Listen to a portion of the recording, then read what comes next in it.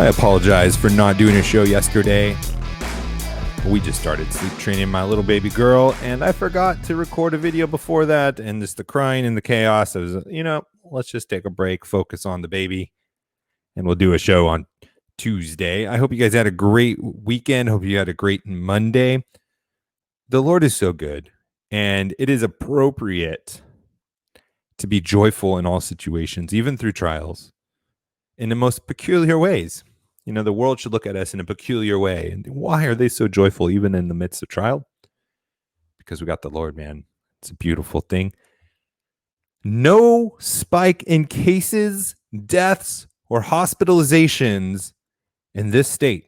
We're going to talk about that. Welcome to How to Build a Tent. My name is Matt Williams. Thank you for listening to the show, sharing the show, commenting, tagging, all of those things. Thank you for all the new listeners who are just continuing to listen. It is so awesome. Thank you, Gabe, for getting arrested and getting a huge bump in numbers. I keep begging Gabe, please get arrested again so we can get more bumps and more listeners. Please go do something crazy and get arrested.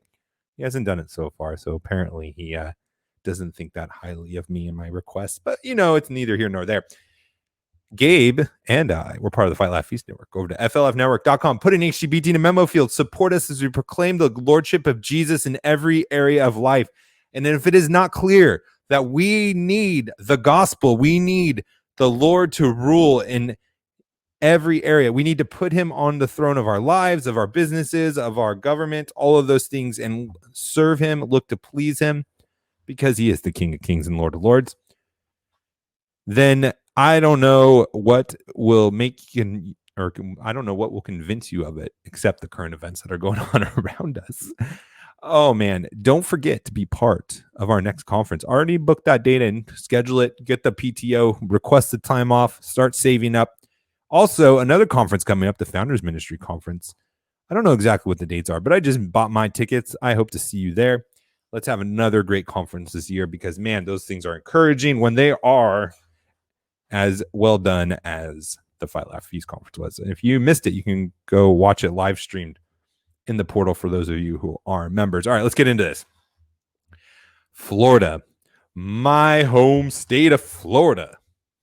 Ron DeSantis, who, it was so funny. Right? I was encouraging him on Twitter, tagging him, saying, thank you for not shutting down. Thank you for not doing the requirements. Thank you for not doing the thing that everyone else except South Dakota did, is take on the role and the responsibility that is not yours as the government to worry about my health. Thank you. And as I was doing that, he sent out an executive order shutting down the economy to some extent, where, he did some things. It wasn't as bad as other states, so I'm not going to say it's shut down because not all shutdowns are equal in states. But recently, I think it was a couple weeks ago, actually, by now. It was before the Fight Laugh Feast Conference. He did an executive order that no municipality below him, states, counties, or whatnot, cannot fine you or throw you in jail for not doing the mask mandates.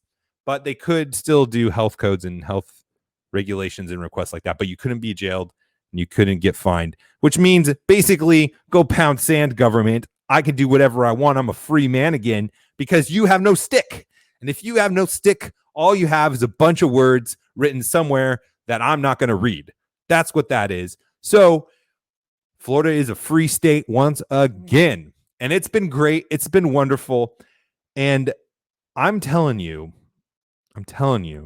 that it has economic consequences. It has financial consequences. When you live in a free state, when you live in a state that tries to stay or has people leading the government that is trying to bring it back to its rightful places, blessings happen from natural law. I'm not even talking about supernatural law, but just when you obey the laws of this universe that God put into place, when you respect the rules and the borders of your sphere of authority that you are over, your family, your church, your government, there's natural blessings that come from it.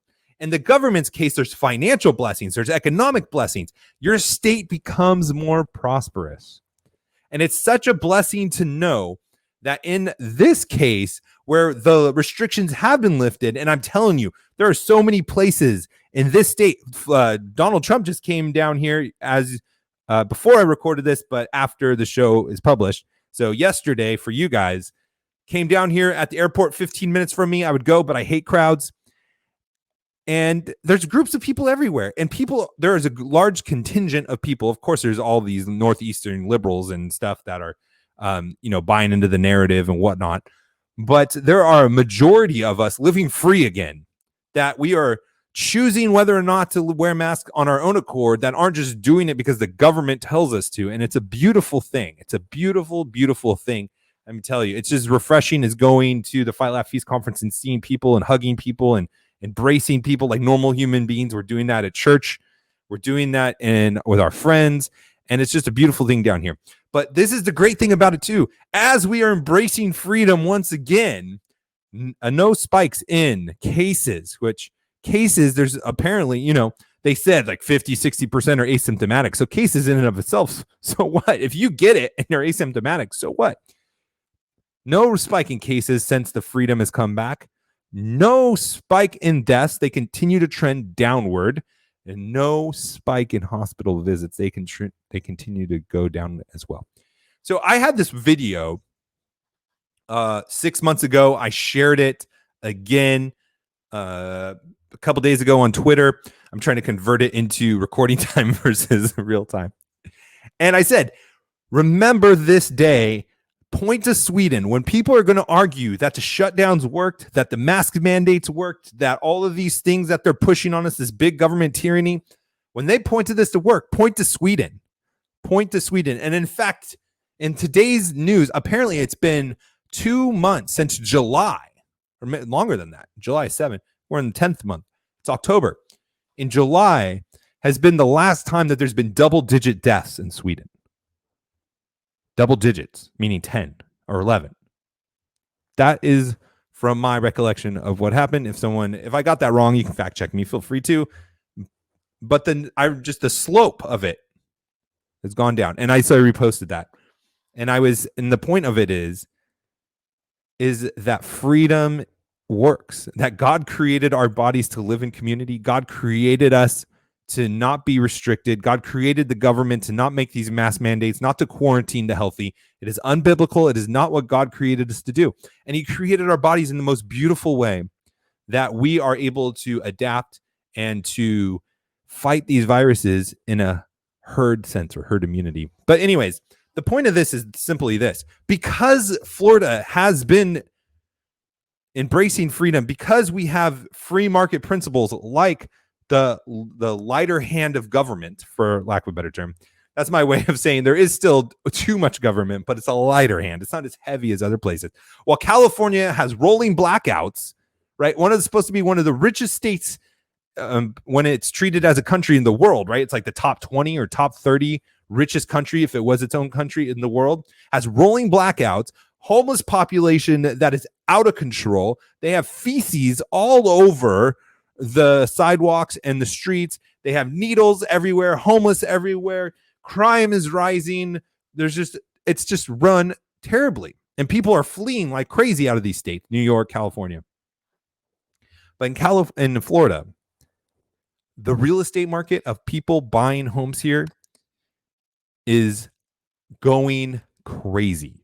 People are trying to move to Florida faster than anything I've ever seen in my life. I was talking with a friend of mine who is in real estate industry, and he said that his company is breaking records that were broken last year. So in 2019, before any of the coronavirus happened, can you even imagine a time back then where this wasn't a big thing? Could you imagine a time before we live as we do now? It's like, it feels like generations ago.